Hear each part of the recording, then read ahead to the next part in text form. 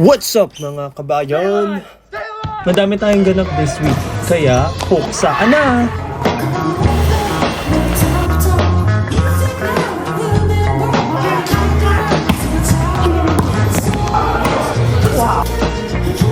Midterm week namin pero nakuha ko pa talagang food trip. Ito yung salarin si Allen nag-aya kasi siya. Dahil dyan, puyat-puyatan tayo tonight! By the way, if you guys didn't know, I'm an architecture student here at Pinup Day namin today. 2 hours lang yung tulog ko pero palakpakan tayo dyan. Ito yung pinagpuyatan ko, worth it naman siya. Madami nagbigay ng good comments. After ng presentation, dumiretso agad ako sa studio. Oh, bye Chelsea! Bye Jake! Okay, uwi. Kakapagod yun. Buti kinaya ko yun. Pagdating ko ng train, tumama agad yung antok. Hiccup Bjorn. To be fair, isa to sa requirements pag may midterm or finals. Puyatan mo! Kaya pag uwi ko, ayun, dead balls agad. What's up, madlang people? Another day in school, puksaan ulit. 9 a.m. to 9 p.m. klase ko ngayon. First class ko, Digital Agility, MM lang. Pakyut lang ako dito sa class na to. Chismis ng konti, tapos diretso lunch break na. Hello. Say hi. Hi Micah, isa to sa kabayan natin dito sa architecture building. Matalino yan be, sana all. Ako pepex ng Diyos ko, play lang ako ng badminton, dead ba sa school? Uy, joke lang, baka maniwala kayo. Hindi na ako madalas pumupunta dito sa rec eh. O eto, isa pa sa kabayan natin, si Ale.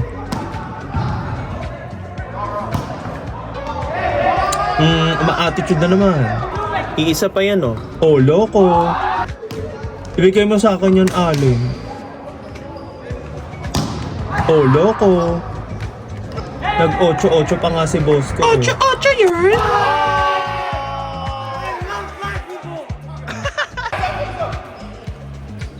Eto pa isa.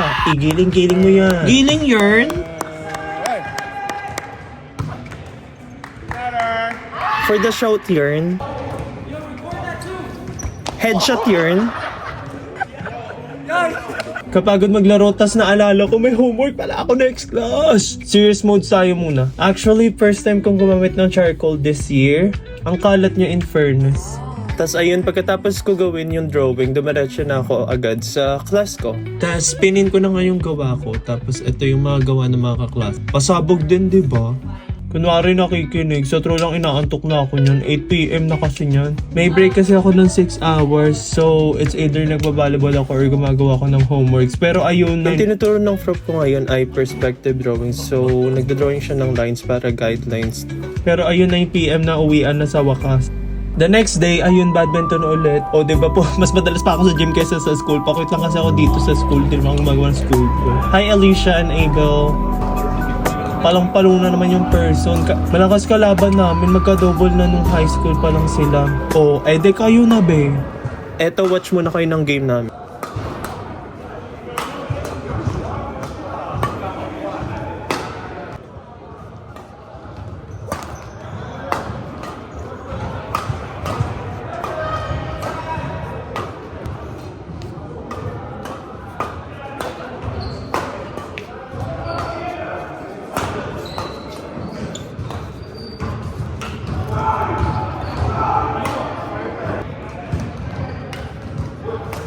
Wow.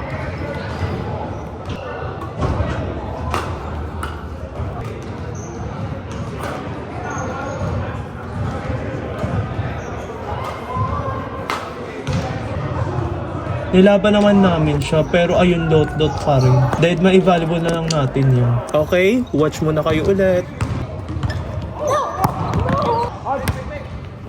Honestly, tinatry ko talagang pumunta ng rec at least once a week para hindi ako nade-drain sa schoolworks. Wait lang, puro out talo ako, nakakalawka. Ayun na nga, I think yung purpose ng paglaro ko ng badminton and volleyball is para marinig ko yung stress from schoolwork. Pero ang downside nun, palagi akong late sa next class.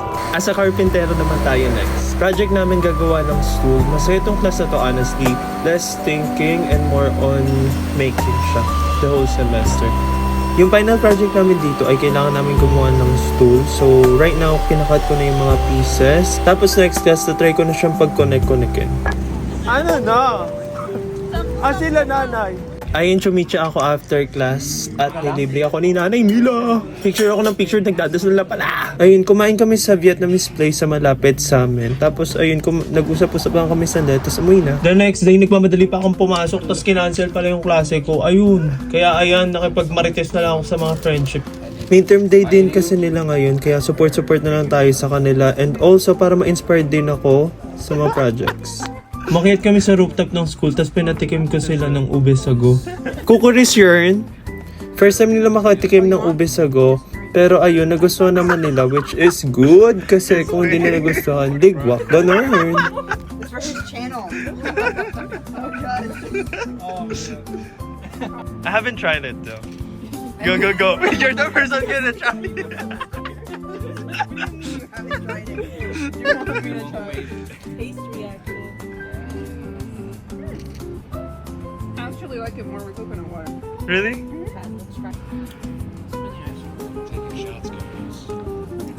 Is it better?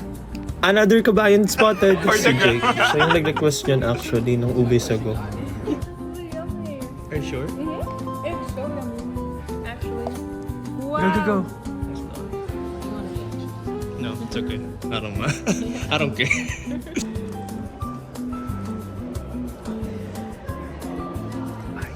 Tapos nun umuwi na ako kasi sobrang init. Finally, midterm done. Bye, gala mode on na for spring break.